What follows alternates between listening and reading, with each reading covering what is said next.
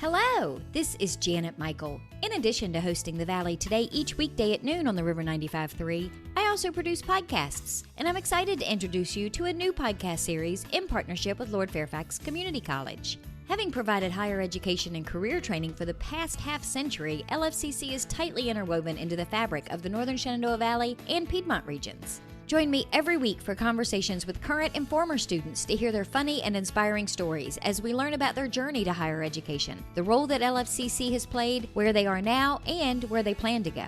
We'll also talk to current and former professors about their experiences and best memories of LFCC over the past 50 years. Get every single episode as they're released on our website at theriver953.com under the podcast tab, or you can subscribe for free in Apple Podcast, Google Podcast, on Spotify, Amazon Music, wherever you listen to podcasts. Just search for LFCC Stories.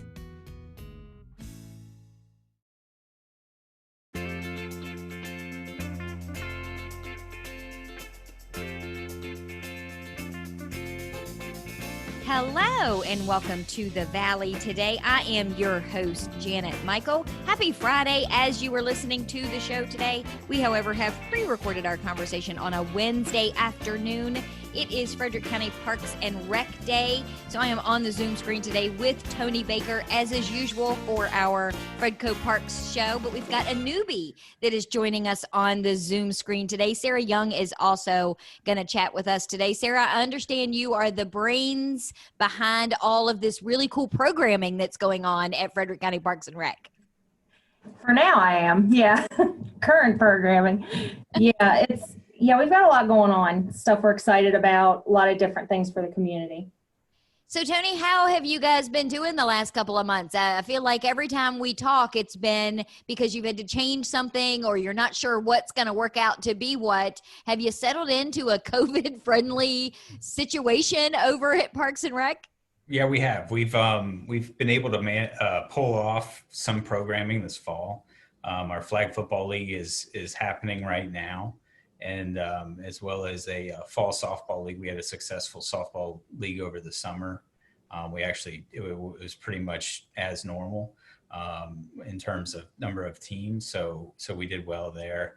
And then our basic rec program, we have managed to come up with a program that works with the hybrid school system. And that's been going well too.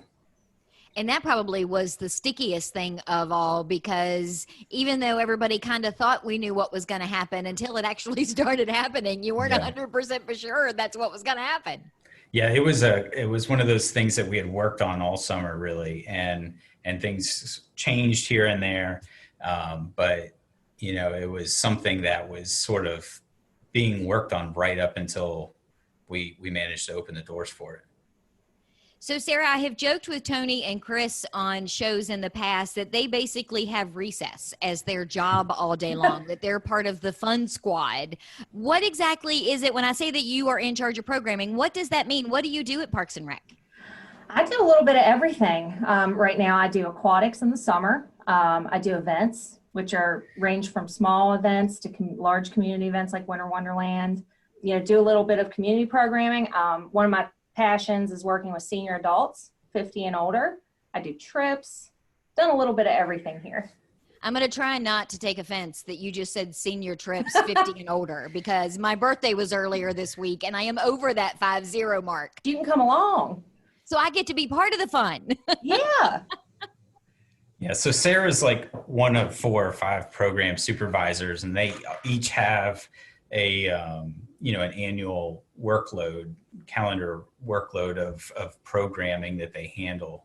And yeah, Sarah's got our big events that we all kind of chip in on, but Sarah does a lot of that management for those. So Sarah, we're only a couple of weeks out from Halloween. Is there going to be a big Halloween event?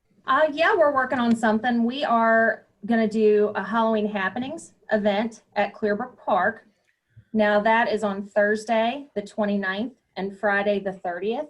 The premise is it's a half-mile paved trail, and we're going to have community partners in some of the shelters, giving some handouts, doing some, goodie bags, maybe a couple activities, just something small and fun for the community, safe environment. Fortunately, but unfortunately, We launched it 5 days ago and it is full. We have Wow. 250 people per night and 2 time segments are going to come through. And yeah, we're full. So we are taking wait list participants, but at this point we're full. So we're excited. And you're right. That's a good and a bad problem to have, Yeah, especially exactly. now in the middle of COVID. Oh yeah. Do you find that it's easier or that it's more helpful for you guys because you have these outdoor venues? I mean, a lot of places that would typically have their events inside didn't have an outside option. You guys have more outside options than you do inside options. Oh, absolutely. Yeah, we're lucky to have some, beautiful parkland, different, and each park's different. You can do something different with each park, and different events fit with different venues. So we're really lucky, and the park staff works hard to keep those nice and, mowed and everything good for us out there. And I understand you've got something really kind of interesting happening at Rose Hill Park. Tell me about that. Yes, this is a first for us. We're doing a story walk. Now, the story walk concept, it was created by a gal named Ann Ferguson in Vermont. She collaborated with the Kellogg Hubbard Library up there. And the idea is you take a book and put it on, we use, yard signs. It can be any way you want, but we use yard signs and we do a little welcome to our story walk. And we have that mile trail at Rose Hill. So every, let's say 180 feet will be pages of the book. So the idea is you get to walk and you get to read at the same time. So I love that idea. It's fun. Yeah, we're excited. And anytime we do them at Rose Hill, this is our first one, but the Museum of the Shenandoah Valley has been a great partner there. Sally Meyer and I have worked together from there to pick some books and get stuff going. We're excited about it. We've had great community response, and I'm excited to do the next one. We're going to try to do one in about 6 weeks. So when is the first one? It's currently out at Rose Hill. So people can go there right now. It's called Leaves. Yeah, it's called Leaves by David Ezra Stein. It's this little story about a bear and his concern for the falling leaves. So it's a cute story. We hope you don't run into any bears while you're there. Yeah. Sarah, are they all going to be children's books, young adult? I mean, how are you deciding what books you're going to feature during the walk? We're doing primarily children's books. We actually got an email from a gentleman. He was 79, and he said that he enjoyed that children's book so much. He actually did 3 laps, 3 whole miles. And by the end of his 3 miles, he knew the whole story. So yeah, we're going with children's books. I think we all love them. And we all need something a little lighthearted and easy on the brain these days. Exactly. So your hope is then to change them out every 6 to 8 weeks and put a new story up? Yes. And we may actually use a different park next time. Keep an eye out on our social media outlets and website, and we'll make sure that we put that out where the next location will be. So, and I would imagine you would encourage people as they're doing the walk and getting to the different signs to maybe do selfies or something and post them on your social media. Oh, that would be great. Yeah. Yeah, that would be great. We have one of the last boards is, it has our event email and our website, and, we welcome feedback, book ideas. We'll take book ideas, all of that. I think that is like the coolest idea ever. Well, thanks. We're excited. And it's great for parents too that want to take their kids out and go on a walk and read each of the stories, each of the signs to them as they walk through, or get the kids to practice reading and not doing it in front of a screen. Yes. It's been a great way to get people out and moving and give them something to do. We had another email from a lady who used to be a reading specialist, an elementary reading specialist, and she has 4 children. And she said that she took her 4 kids out there, and she said there was no complaining about the walking or any of that. So she was happy. She said it was a good addition. So we were excited to hear that. And it's not huge. I mean, you mentioned earlier, it's just about a mile. So it's not like it's 4 or 5 miles and you're exhausted by the time you get to the third chapter. Oh yeah, we did it, because it's such a good setup out there with the 1.1 mile trail. We decided to just, measure it out and put a board each couple feet, and that's what we came up with. Can we take a quick break and come back and talk about Winter Wonderland? I know it's early, but that's one of my favorite things at the park. So can we talk about it when we come back? Absolutely. Sounds good. Okay, we're going to take a quick break. When we come back, we're going to continue our conversation on the Zoom screen today with Tony Baker and Sarah Young from Frederick County Parks and Rec. We have talked about the Halloween event and the story walk at Rose Hill Park. And when we come back, we're going to talk about Winter Wonderland because it will be here before we know it. I'm Janet Michael. You're listening to The Valley Today, and we'll be right back. Do you know anyone who is struggling with financial hardships because of coronavirus? Our new webinar called Coping with the Money Crunch can help. We'll talk about immediate options to consider, revising or creating a spending plan, and lots of community resources. Then we'll cover how to narrow your priorities, contact creditors, and avoid scams and risky loans. The webinar is free, and you can either join by phone or through Zoom on a smartphone, tablet, or computer. You can find out more by visiting the Northern Shenandoah Valley Financial Education Program on Facebook or calling Karen Poff at 540-635-4549. Let me show you how to make your own plan or help someone you care about get through the crisis. Call 635-4549 or visit at NSV Financial Education on Facebook today.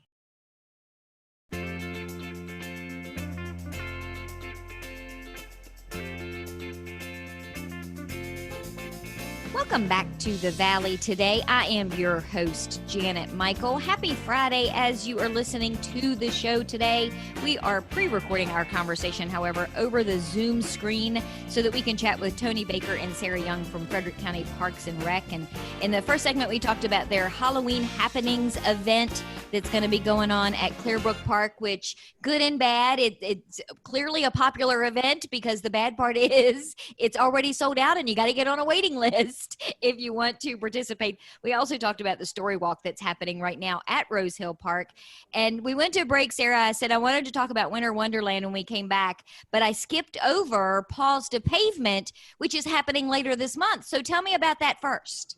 I love this event. We've done several in the past. We had one this year, which both dogs that came got adopted. So I'll explain, how important that is here in a minute. We work with Esther Boyd Animal Shelter here in Frederick County, and we have them bring out, I'd say, usually 2 to 4 dogs, adoptable dogs, to the park. And then we have people sign up to walk them. We usually use Clearbrook Park because it's such a nice setting and the dogs are comfortable there, but people can come up, sign up to walk a dog. And if they bond with that dog, sometimes they go home with them. So it worked out in our favor last time. We had one in September and both dogs that they brought got adopted. So it was wonderful. And you can't ask for a happier ending than that. Oh no, it's wonderful. And it's so nice to see the animals, at least, even if they don't get a home that day, they're exposed to the community. People get to see them interact with other people. And they also, they get to go to the park for the day. I mean, sometimes they don't have that exciting of a life. Well, and it's good too, because a lot of times people don't have an opportunity to necessarily go over to Esther Boyd. So if they can make plans to come to the park, because I'm sure even though they're only bringing a couple of their animals, I'm guessing they probably bring like a picture board with all of the other animals that are still back at the shelter that people can still see and potentially have an opportunity to adopt.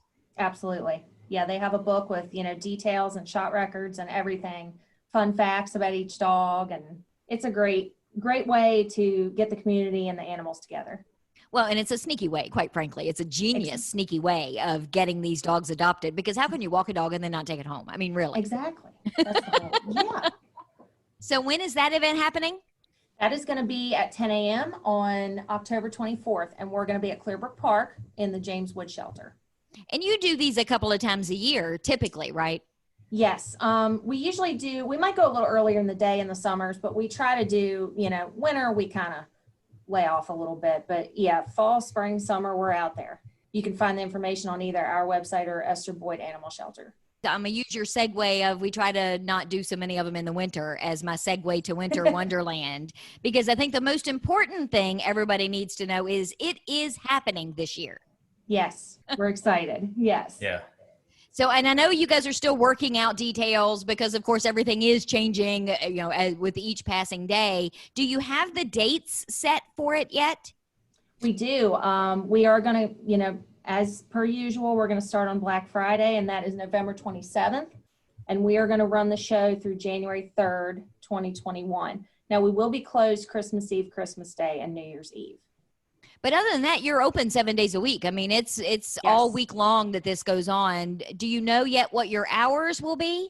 We're thinking, it's still going to be around the 5 p.m. time frame. We're going to have to do pre-registration for time slots. We're still working that out as to how we can get the most folks in there to enjoy the show safely. So we'll work on that. And as soon as we get that ironed out, we will have that information on our website. Well, and that's going to be important too. Like you mentioned at the top of the show about the Halloween event, you really do need to make sure that you're having a safe event, and you can't let the thousands of people at one time be rolling up through the park, because it's just not, it's not safe. Exactly. Yeah, we are going to definitely require pre-registration for all ticket sales. Navy Federal Credit Union has graciously come back on board with us for sponsorship this year. They're our title sponsor. So we're excited to work with them to, get some new things in and as well. I'm excited for it. I mean, it's one of my favorite times of the year, and not just because Clearbrook is my home park, so to speak, because that's the side of town that I grew up on. It's mostly because I got to meet Ryan Zimmerman a couple of years ago. That's kind of why it's my favorite one. I still have the picture. We're close personal friends now because, we met for 30 seconds and had our picture taken together. But yeah, we're close personal friends now. But Tony, does that have an impact? I mean, I know you like doing things like bringing Ryan Zimmerman in to these big events like that, and it's going to be more difficult and almost impossible to do those little added things in our current time. Yeah, we won't be able to pull that off, those types of things off this year.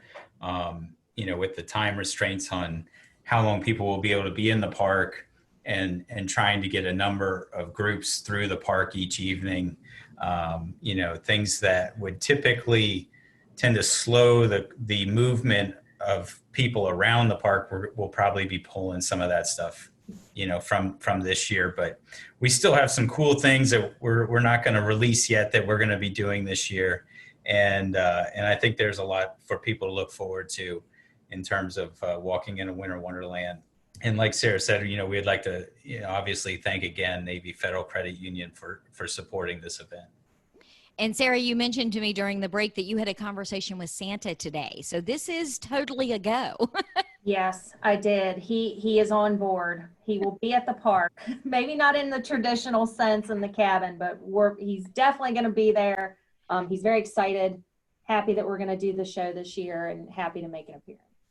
And so everybody should follow the website, social media, all of that as details get firmed up. That's probably going to be the best place for them to watch to see how they can pre-register and get their ticket. Right. We'll be releasing all of that information probably in the next month or so. Probably around the beginning of November, I think, is when that information will start to come out. But yeah, fcprd.net. And then, of course, our Facebook page will be releasing all of our information on both those outlets. Tony, I mentioned earlier in the show that you guys are kind of in a unique position because so many of your venues are outdoor venues. And you've been doing a lot with some of those outdoor venues, from a workout perspective, from all different kinds of ways for people to still stay active and be outside. Right. One of the cool things that we have coming up, that actually it's our second session of it, but begins October 12th. Is an outdoor community fitness program that we have been running out of Shenandoah and Clearbrook parks. And it's a partnership with Pro Physical Therapy Promotion. But basically people can sign up and buy, basically you're purchasing either 8 sessions or 12 sessions. And then you show up to these and you have professional trainers who are there to work you through outdoor fitness sessions, whether it be with the outdoor fitness equipment at Shenandoah Park, or they will sometimes bring different pieces of exercise equipment to use during the session.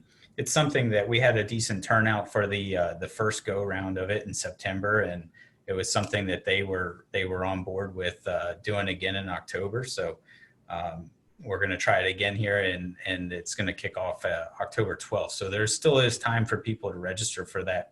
And they gear it to, your fitness. So, if you're someone who's low on say you're someone who doesn't work out all the time. Say you're a slug. They will make it. No, it's open to everybody of all backgrounds in terms of your abilities. they will gear it to you. Again, these are professionals that are doing it. They're not, just some guy who's coming out to do it. It's someone who knows what they're doing. They've gone to school for this and they're trained in it. So yeah, so October 12th, the next session will be kicking off, and it's something that, it's a good way to get out and enjoy the park. And it's actually a great time of year to be out in the park and working out because it's not too hot. Do people have to register in advance? Do they just show up that day? How does that work? No, we would like people to register. Go to fcprd.net, and or you can call us at 540-665-5678, and we will help you through registration. But you're basically purchasing, sessions, whether that be 8 or 12, and then you come out to the park when we're doing it. And work out in the outdoors where it's, open and airy. Right. Yeah. The parks have definitely been, through the whole COVID time period, the parks have been busy, and we've had a lot going on in the parks, new things. One of the new things that we will be opening that's not necessarily open yet is the Bowman Lake Trail, which is behind Bowman Library in Stevens City. It's a half-mile cinder trail that goes around the lake back there. It's not quite finished. Actually, like we have mentioned before on the show, that some of the office staff has been going out and doing usually things that are done by park staff. We'll be going out and putting the signs up tomorrow. So, but it's fun. It's fun, but it's something that we look forward to, opening here later in October, is that new trail.